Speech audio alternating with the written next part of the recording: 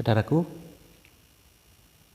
orang yang sombong itu seperti halnya balon yang baru saja saya tiup.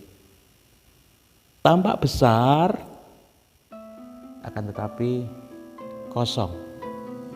Ketika balon itu meledak, hanya angin yang keluar. Saudaraku, perpecahan di dalam sebuah komunitas, di dalam sebuah kelompok, di dalam sebuah jemaat seringkali disebabkan oleh karena kesombongan hati manusia. Perselisihan, perpecahan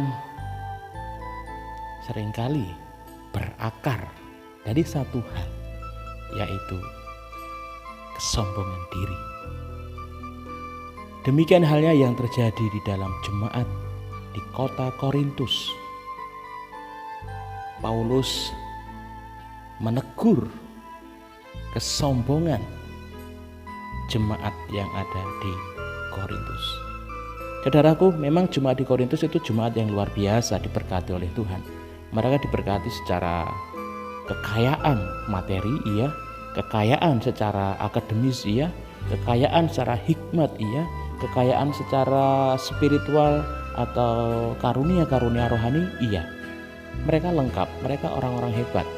Bahkan jemaat di Korintus terkenal dengan program-program pelayanannya yang luar biasa, didukung dengan dana yang cukup tentunya, SDM yang cukup juga. Namun pada kenyataannya semua pencapaian itu justru membawa mereka kepada sebuah kesombongan, yang pada akhirnya kesombongan inilah yang memecah belah jemaat Tuhan yang ada di Korintus.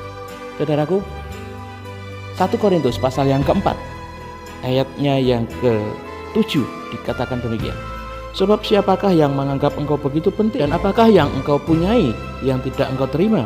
Dan jika engkau memang menerimanya, mengapakah engkau memegahkan diri seolah-olah engkau tidak menerimanya? Saudaraku, Rasul Paulus menegur dengan sangat keras kesombongan daripada jemaat yang ada di Korintus.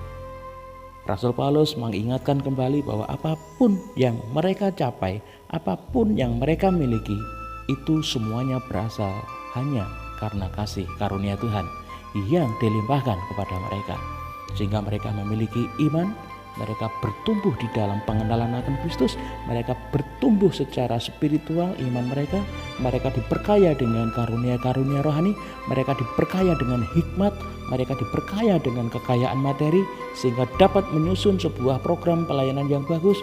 Itu semua hanya karena berkat kasih karunia Allah.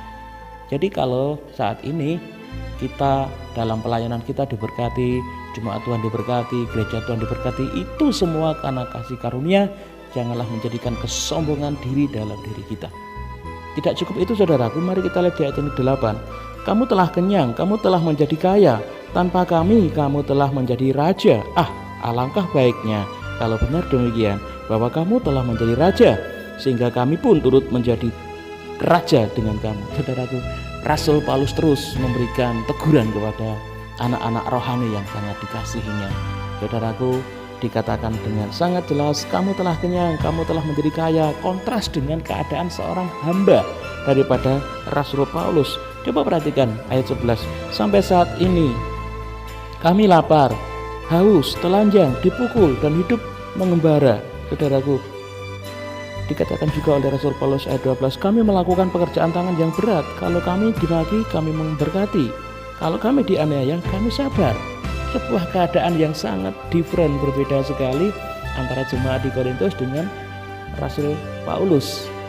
Saudaraku, Rasul Paulus mau mengajak kepada jemaat di Korintus supaya meneladani kehidupannya.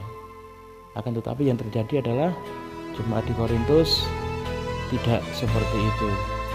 Jemaat di Korintus merasa hebat bahwa apapun yang dicapainya, apapun yang dimilikinya, seolah-olah itu adalah semua hasil kerja kerasnya tanpa bantuan orang lain. Mereka nggak sadar bahwa mereka sampai di titik yang luar biasa itu juga berkat doa, bantuan, bimbingan, didikan oleh seorang Rasul Paulus dan juga rasul yang lain Mereka merasa hebat tanpa bimbingan orang yang dulu pernah membimbing mereka. Kita tidak bisa sampai di titik kita berada saat ini tanpa bantuan orang lain, tanpa dukungan doa oleh sahabat-sahabat kita, orang tua kita, keluarga kita, tanpa dukungan dari setiap orang yang punya hati mendoakan kita. Jadi tidak ada satu hal pun yang boleh kita sombongkan. Apalagi saat ini kita mendapatkan anugerah keselamatan, kita bisa bertumbuh di dalam kasih anugerah Tuhan, kita memiliki karunia-karunia rohani untuk kita pakai di dalam melayani Tuhan. Itu bukan karena kehebatan kita, semua karena kasih karunia Allah. Tidak ada yang patut kita banggakan, karena sebenarnya tanpa kasih karunia Tuhan, kita itu bukan siapa-siapa. Janganlah memandang rendah orang lain. Jemaat di Korintus selalu melakukan hal ini, memandang rendah para hamba-hamba Tuhan yang lain. Hamba Tuhan yang satu dia agung-agungkan, tetapi hamba Tuhan yang lain direndahkan. Saudaraku, ini sebuah kesombongan rohani. Tidak patut anak-anak Tuhan merendahkan seorang hamba Tuhan. Semua hamba Tuhan sama di hadapan Tuhan. Kalaupun ada hamba Tuhan yang salah, biarkanlah Tuhan yang menghakiminya, seperti yang dikatakan oleh Rasul Paulus sebelumnya. Hakim satu-satunya adalah Tuhan. Jadi dalam kesempatan saat ini saya mau sampaikan bahwa menjaga kesatuan jemaat dengan kita saling rendah hati, jangan ada kesombongan di dalam hati kita. Kesombongan adalah awal sebuah kehancuran, baik di dalam komunitas kita maupun di dalam diri kita secara pribadi. Ingat, malaikat yang dulu begitu luar biasa, dikatakan pandai bernyanyi, dia dibuang oleh Tuhan karena ingin menyamai Tuhan.